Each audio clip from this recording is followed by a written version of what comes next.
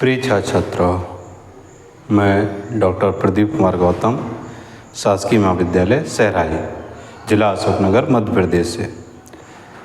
आज हम लोग बीए द्वितीय वर्ष में आधार पाठ्यक्रम का जो सिलेबस है बीए सेकेंड ईयर का, उसके संदर्भ में चर्चा करेंगे और उसमें जानेंगे कि हम लोगों को क्या क्या अध्ययन करना है।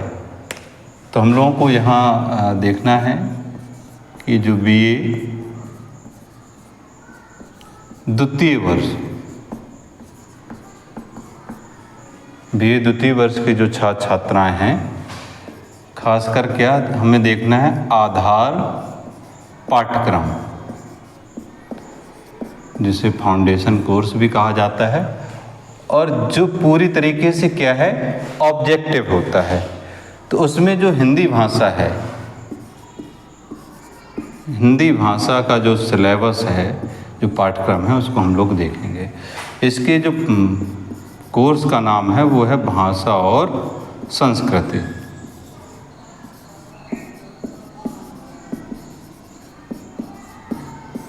अब इसके अंतर्गत हम लोग देखेंगे कि कितने यूनिट हैं और उन यूनिट में हम लोगों को क्या क्या अध्ययन करना है। तो यदि हम लोग देखें तो आपका इसमें कुल 3 यूनिट में जो है, 3 जो इकाई हैं, उनमें जो है पाठ्यक्रम आपका विभाजित है। तो इकाई नंबर हम लोग देखें 1, तो इकाई नंबर 1 के अंतर्गत हम लोगों को क्या क्या अध्ययन करना है। तो हम लोगों को समसामयिक संदर्भ, समसामयिक संदर्भ,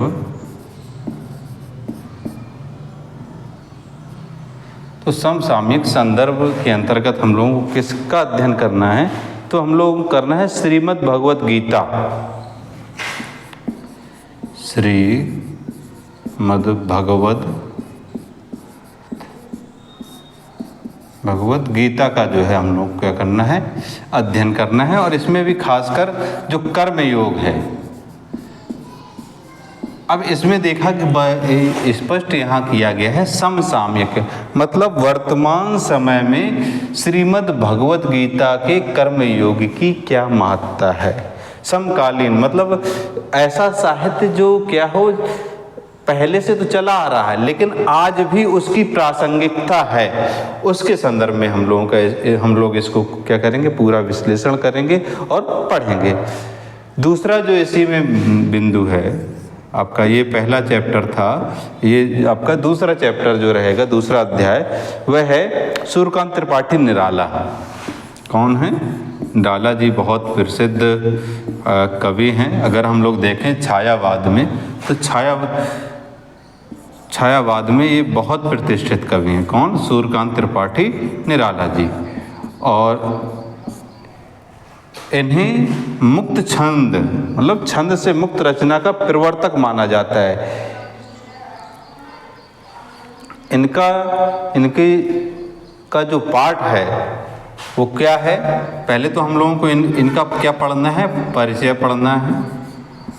परिचय में आपका जीवन परिचय हो जाएंगी, समग्र जो रचनाएं हैं उनका परिचय हो जाएगा, और उनकी मृत्यु कब हुई वो हो जाएगी, उनका जन्म कहाँ हुआ, तो मतलब समग्र उनका क्या करना होगा, अध्ययन करना होगा, और उन्हें कौन कौन से पुरस्कार मिले ये हमने देखना होगा। तो पाठ है जागो फिर एक बार। पाठ क्या है? जागो फिर एक बार। जागो फिर एक बार, भेड़िए के मांद में घुसाया है आज सियार, शेर की मांद में आज घुसाया है सियार, जागो फिर एक बार। इनकी बहुत ही प्रसिद्ध जो है कविता है ये। तो हम लोग को क्या करना है, इसका अध्ययन करना है। तो जागो फिर एक बार में जो है ये 2 नंबर की कविता है। कौन सी? 2 नंबर की कविता है। इसको हम लोगों को पढ़ना है। इसके पश्चात अमरकांत जी हैं, इनका हम लोग अध्ययन करेंगे, इनका जो है परिचय पढ़ेंगे। इनको कौन कौन से पुरस्कार मिले वो पढ़ेंगे, इन्होंने कौन कौन सी साहित्यिक रचनाएं लिखी वो पढ़ेंगे, और इनका जो पाठ है वह है दोपहर का भोजन का भोजन।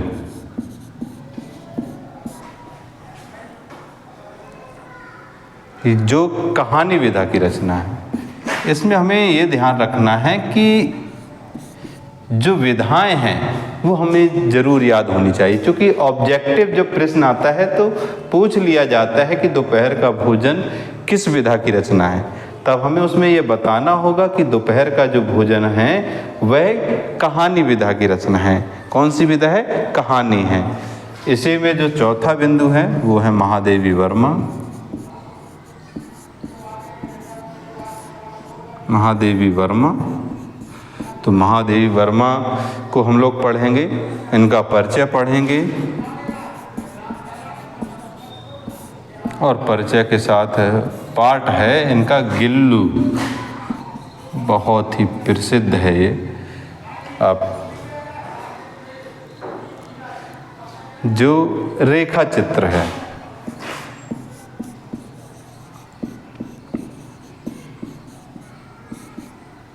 और किस तरीके से महादेवी वर्मा जी को घायल अवस्था में एक गिलहरी का बच्चा मिलता है, फिर वो उसको घर लाते हैं, उसका इलाज करते हैं, उसको रुई से दूध पिलाते हैं, और फिर किस तरीके से उनके अटखेलियाँ करता है। जब अकेले रह जाते हैं और वो ऑफिस से अपने घर आते हैं तो किस तरीके से उनके साथ में एक जीव का जो ममत्व है वह जो है इसमें पूरा का पूरा हमें देखने को मिलेगा। तो इसको हम लोग पढ़ेंगे। अब इसके बाद है इकाई नंबर 2। इकाई नंबर कौन सी है? 2। तो इकाई नंबर 2 का हम लोग पहला अध्याय देखते हैं, क्या है? हजारी प्रसाद द्विवेदी। बहुत ही महत्वपूर्ण रचनाकार हैं हजारी प्रसाद द्विवेदी। अगर हम लोग देखें वैचारिक धरातल पर तो रामचंद्र शुक्ल और हजारी प्रसाद द्विवेदी ये ऐसे महत्वपूर्ण साहित्यकार हैं जिनको पढ़ना अत्यावश्यक है। इनका हम लोग क्या करेंगे? परिचय पढ़ेंगे, और इनका जो पाठ है वह नाखून क्यों बढ़ते हैं। नाखून क्यों बढ़ते हैं। अब वर्तमान समय में देखिए तो नाखून बढ़ाने की परंपरा चली हुई है। हम लोग देख सकते हैं कि जिस लड़की के जितने भी बड़े नाखून होते हैं उसको उतना ही सौंदर्य मान लिया जाता है, उतना ही सुंदर मान लिया जाता है वर्तमान परिस्थिति में। लेकिन इस निबंध को हम लोग पढ़ेंगे तो इसमें देखेंगे कि नाखून किस प्रवृत्ति के लोग रखते हैं वो हमें देखने को मिलता है। तो ललित निबंध है ये। इसमें पूछ लिया जाएगा कि नाखून क्यों बढ़ते हैं, किस विधा की रचना है, किस प्रकार का निबंध है, तो आपको बताना होगा कि यह क्या है? ललित निबंध है। इसके पश्चात दूसरा बिंदु यदि हम देखें इकाई नंबर 2 के अंतर्गत तो वह है मध्य प्रदेश की लोक कलाएं।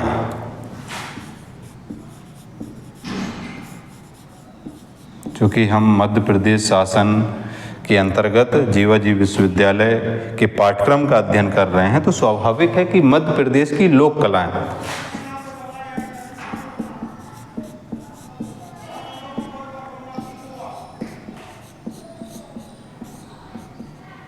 जब से NEP लागू हुआ है, राष्ट्रीय शिक्षा नीति जब से लागू हुई है, तब से जो है क्षेत्र विशेष में चलने वाली जो लोक परंपराएं हैं, लोक गायन है, लोक कथाएं हैं, उन पर बहुत अधिक फोकस किया है, जिससे कि युवा अपने क्षेत्र पर चल रही लोक परंपराओं पर शोध कर सके, उनके बारे में जान सके, उनके संरक्षण के लिए काम कर सके।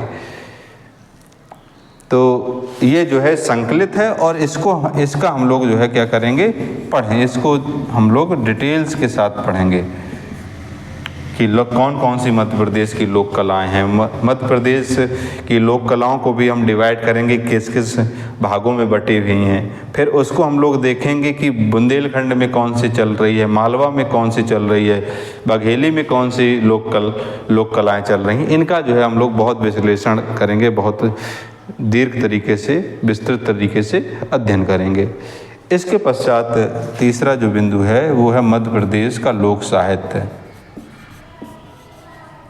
जब लोक साहित्य है तभी लोक कलाएं जिंदा हैं, क्योंकि लोक साहित्य में ही लोक कलाओं को क्या किया गया है, दर्ज किया गया है। तो मध्य प्रदेश का लोक साहित्य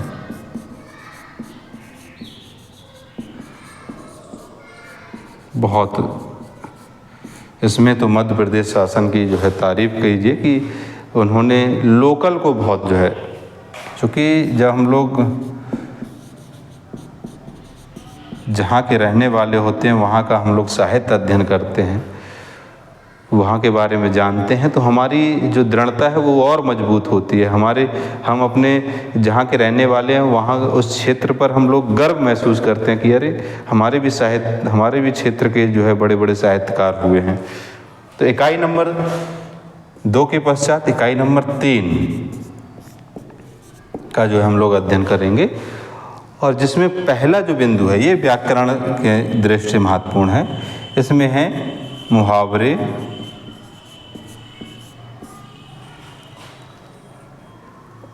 और कहावतें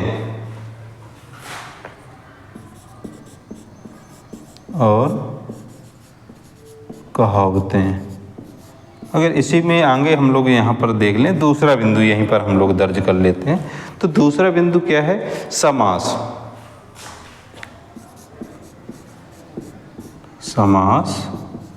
और उसके भेद।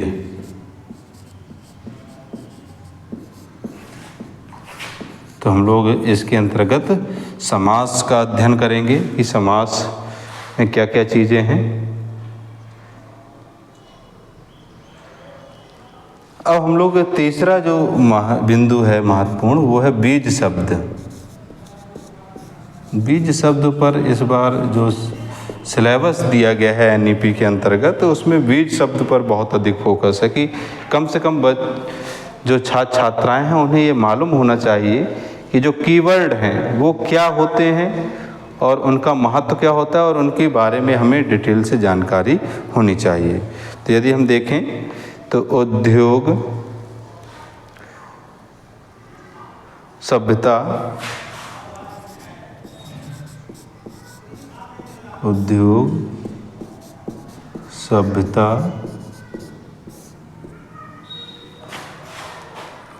और आगे देखें तो संस्कृति, शिक्षा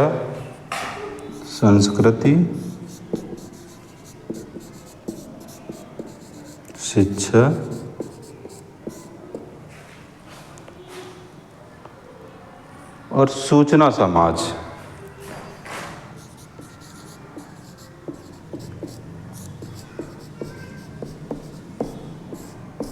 ये जो है हमारा BA द्वितीय वर्ष का जो है आधार पाठ्यक्रम है हिंदी भाषा और संस्कृति का, और जिसके अंतर्गत 3 इकाई हैं। 3 इकाई के अंतर्गत अगर हम लोग देखें तो पहली जो इकाई है उसमें समसामयिक संदर्भ, श्रीमद् भगवद गीता का कर्मयोग हम लोगों को पढ़ना है। सूर्यकांत त्रिपाठी निराला जी का परिचय हम लोग पढ़ेंगे, जागो फिर एक बार, जो दूसरे नंबर की कविता है उसको हम लोग पढ़ेंगे। फिर अमरकांत जी हैं, उनका परिचय पढ़ेंगे, उनका जो कहानी है दोपहर का भोजन, इसका हम लोग अध्ययन करेंगे, विश्लेषण करेंगे। महादेवी वर्मा जी का जीवन परिचय पढ़ेंगे, उनकी महत्वपूर्ण रचनाओं का अध्ययन करेंगे। फिर पाठ में के अंतर्गत जो गिल्लू है, जो एक रेखा चित्र है, इसको जो है हम लोग पढ़ेंगे। इकाई नंबर 2 है, उसके अंतर्गत हजारी प्रसाद द्विवेदी का जीवन परिचय पढ़ेंगे। पाठ है नाखून क्यों बढ़ते हैं, जो ललित निबंध है, इसका हम लोग अध्ययन करेंगे। मध्य प्रदेश की लोक कलाएँ हम लोग जानेंगे कौन कौन सी है। मध्य प्रदेश का लोक साहित्य क्या है, इसको हम लोग जानेंगे इकाई नंबर 2 के अंतर्गत। इकाई नंबर 3 के अंतर्गत मुहावरे और कहावतें। व्याकरण हम लोगों को बहुत फोकस करके पढ़ना है, क्योंकि व्याकरण आपके अभी के लिए नहीं, आगे जो पुलिस वगैरह की पटवारी की जो वैकेंसी होगी उसमें भी ये महत्वपूर्ण भूमिका निभाएगा। समास और उसके भेद को हम लोग पढ़ेंगे। बीज शब्द के अंतर्गत उद्योग, सभ्यता, संस्कृत, शिक्षा, सूचना, समाज, इन सभी का हम लोग अध्ययन करेंगे।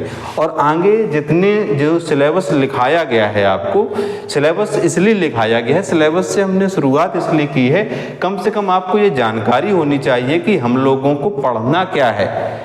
जब हम लोगों को ये जानकारी होगी कि हमें ये पढ़ना है, तो फिर हम इसी क्रम से आगे जो है श्रीमद् भगवद गीता का कर्मयोग सूर्यकांत त्रिपाठी निराला जी का जागो फिर एक बार, मतलब जो पूरा समग्र पाठ्यक्रम है उसको हम लोग जो है पढ़ेंगे, अध्ययन करेंगे। आप लोग जो है मुझसे अगर अभी जुड़ रहे हैं तो चैनल को लाइक एवं सब्सक्राइब अवश्य करें। बहुत बहुत धन्यवाद।